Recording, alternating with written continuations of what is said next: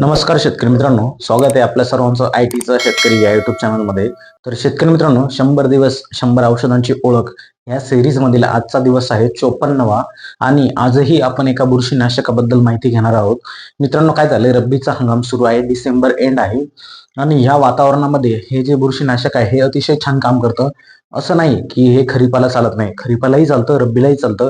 परंतु रब्बीमध्ये जे दव पडतं पहाटे पहाटे किंवा सकाळी 7, 8, 9, 10 वाजेपर्यंत जे दव धुकी जी असते वातावरणामध्ये, यामुळे कांदा, लसूण, त्यानंतर बटाटे असो, टोमॅटो असो, द्राक्ष असो, हे जे पिके आहे यावरती बऱ्याचशा वेळेस काय होतं, लिप स्पॉट ठिपका म्हणतो आपण, त्यानंतर भुरी येणं किंवा करपा येणं, ब्लॉचेस येणं, म्हणजे करपून जाणं, तपकिरी रंगाचे चट्टे उठणं, हे जे आहे हे प्रादुर्भाव बुरशींमुळे जास्त दिवसात बुरशींच्या वाढीसाठी, प्रजननासाठी ही जी आताची जी वातानुकूलित परिस्थिती आहे ही अतिशय पोषक आहे. म्हणजे ह्या वातावरणामध्ये बुरशी अतिशय जोमाने वाढतात.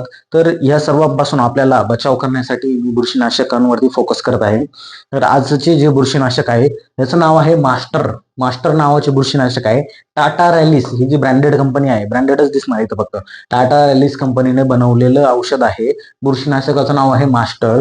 याचा मोड ऑफ ऍक्शन म्हणजे काम करण्याची जी पद्धत आहे मित्रांनो, आंतरप्रवाही प्लस स्पर्शजन्य.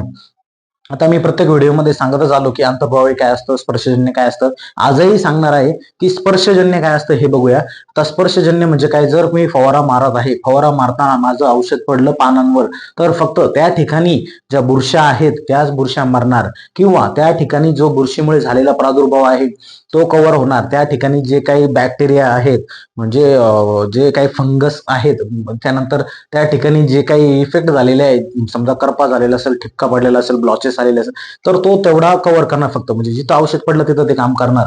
बस, हे झालं स्पर्शजन्य. आता अंतर्प्रवाही म्हणजे काय, की जर मी औषध मारलं, माझं औषध पानावर पडलं, परंतु ते औषध काय होतं, पानावरती पडल्यानंतर झाडाच्या आतमध्ये घुसतं, पानाच्या खाल्ल्या बाजूनेही पसरतं, आतमध्ये घुसून झाडाच्या फांदीमधून, देठामधून, खोडामधून मुळापर्यंत पोहोचतं. मुळापासून जमिनीच्या मुळाच्या कडांना ज्या बुरशी असतात, म्हणजे मर असो, मुळकूज असो, मुळसड असो, यापासूनही बचाव भेटणार आपल्याला. कारण काय, अंतर्प्रवाही आहे, मुळापर्यंत पोहोचलं.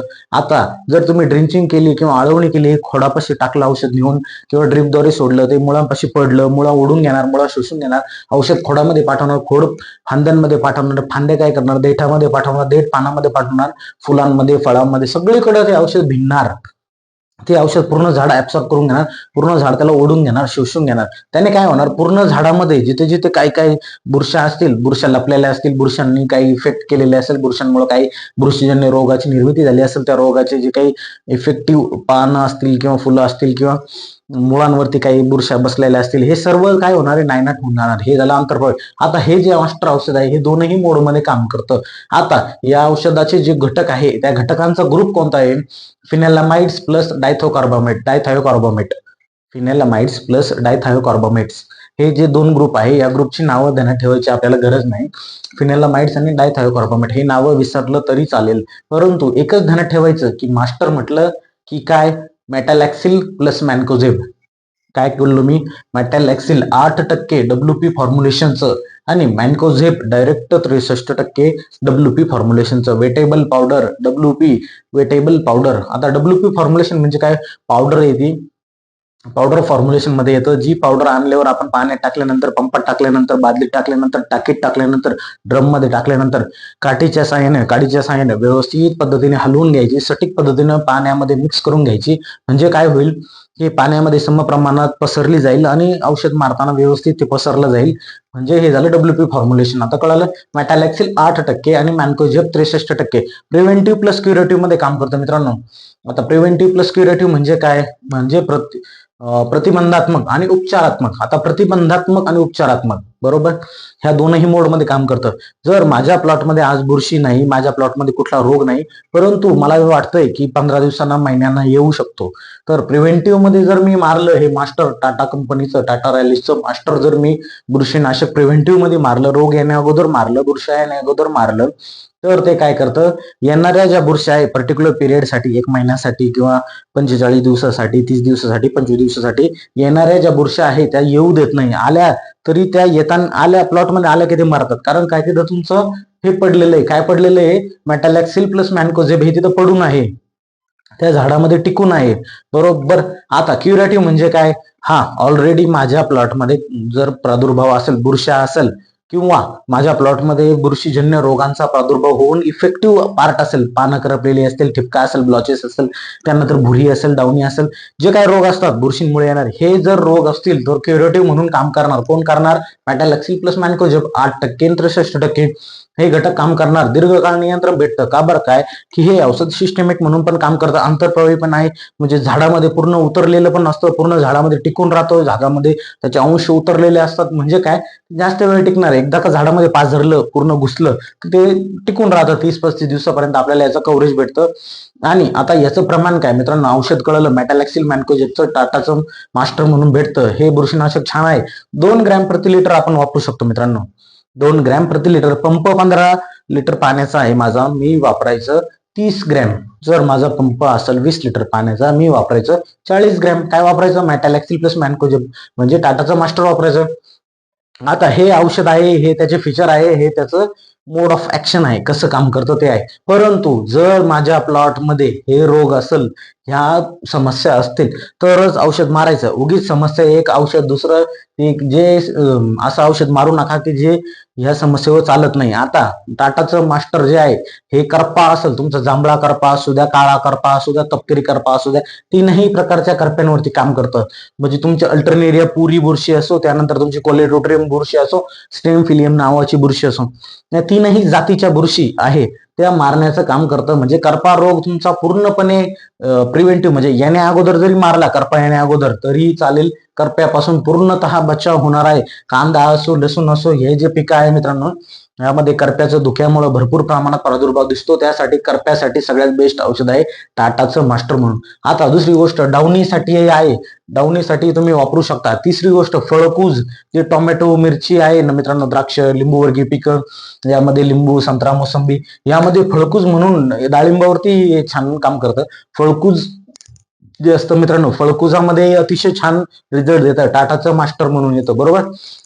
आता मुळकूज, मुळसड. बरोबर. मुळकूज आणि मुळसड हे जे आहे ना मित्रांनो, हे कोणत्या बुरशीमुळे येतं? व्हाईट रॉट नावाची बुरशी. White rot. आता व्हाईट रॉट म्हणजे काय की पांढरं मूळ. व्हाईट रॉट, पांढरं मूळ. व्हाईट रॉट नावाची एक बुरशी असते मित्रांनो. जसं की करपाच्या बुरश्या असतात, तसे मुळकूज आणि मुळसडच्या बुरश्या असतात.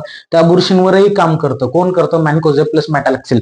दोन्ही एकत्र आले की मुळकूज असो, मुळसड असो, या कांद्यामध्ये आणि लसणामध्ये मुळकूज आणि मुळसड भरपूर प्रमाणात येतं. सगळ्यात महत्वाचं सांगतो मी मित्रांनो, मुळकूज आणि मुळसड हे कसं ओळखायचं? जर आता जनरली काय होतं, मुळकूज आणि मुळसड आली हे कधी कळतं? ज्यावेळेस झाड पूर्ण वाळून जातं त्यावेळेस कळतं. म्हणजे मुळकूज आणि मुळसड आल्यानंतर, पूर्ण नुकसान झाल्यानंतरच शेतकऱ्याला कळतं की मुळकूज आलं, मुळसड आलं, त्यामुळे मग रोग झाला. बरोबर. पण काय करायचं, मी एक सांगतो. जनरली एक सर्वे आहे की आपल्या प्लॉटमध्ये, आता कांद्याचा जरी प्लॉट असेल 1 एकराचा किंवा अर्धा एकराचा, रोज एक रोप उपटून बघू शकतो आपण. 4 कोपऱ्याचे 4, आज या कोपऱ्याचं उपटलं, उद्या त्या कोपऱ्याचं बघू शकतो. मुळांवरती असे आपण मुळांवरती असं ओढून बघू शकतो आपण की मुळांवरती कुठल्या प्रकारच्या बुरश्या दिसतात का काय, आपण याचं ऑब्झर्वेशन घेऊ शकतो. आपलं एका रोपाने जास्त काही होणार नाही, परंतु नुकसान झाल्यावर भरपूर होतं. जर ज्यावेळेस नुकसान होतं त्यावेळेस प्लॉट पूर्ण बसलेला असतो, पूर्ण प्लॉटमध्ये मुळकूज, मुळसड आलेली असते, त्यावेळेस कंट्रोल लवकर होत नाही. त्यामुळे आधी प्रिव्हेंटिव्ह मध्ये केअर करा, टाटाचं मास्टर आणून मारून द्या. हे जर रोग असेल तुमच्या या पिकांवरती, बटाटा, लसूण, कांदा, मिरची, टोमॅटो, सोयाबीन, भात, द्राक्ष, लिंबूवर्गीय पिकं, संत्रा, मोसंबी, लिंबू, तर तुम्ही हे औषध मास्टर म्हणून वापरू शकता.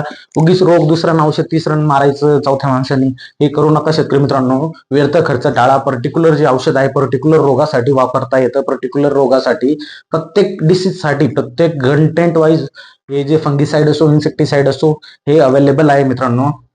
बॅक्टेरिया मध्ये बॅक्टेरियल जे जीवाणूजन्य रोग असतात त्यासाठी प्रत्येकासाठी प्रत्येक कंटेंट वाईज अवेलेबल आहे. समजून घ्या रोग काय आहे तो समजून घ्या, त्यानंतर त्याला पर्टिक्युलर औषध कोणतं वापरायचं हे समजून घ्या. तर मित्रांनो, या व्हिडिओमध्ये जर काही सांगायचं राहून गेलं असेल, काही मनामध्ये शंका असेल तर कमेंटमध्ये लिहा, कमेंट बॉक्समध्ये लिहा.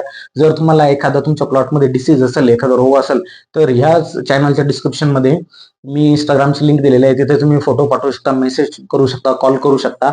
आणि मित्रांनो, ह्या व्हिडिओला जास्तीत जास्त शेअर करा, चॅनलला सबस्क्राईब करा, लाईक करा व्हिडिओला, आणि त्यानंतर बेल आयकॉनला क्लिक करायला विसरू नका, जेणेकरून मी जर पुढचा व्हिडिओ टाकला तर तो तुमच्यापर्यंत नोटिफिकेशनद्वारे लवकरात लवकर येईल. धन्यवाद.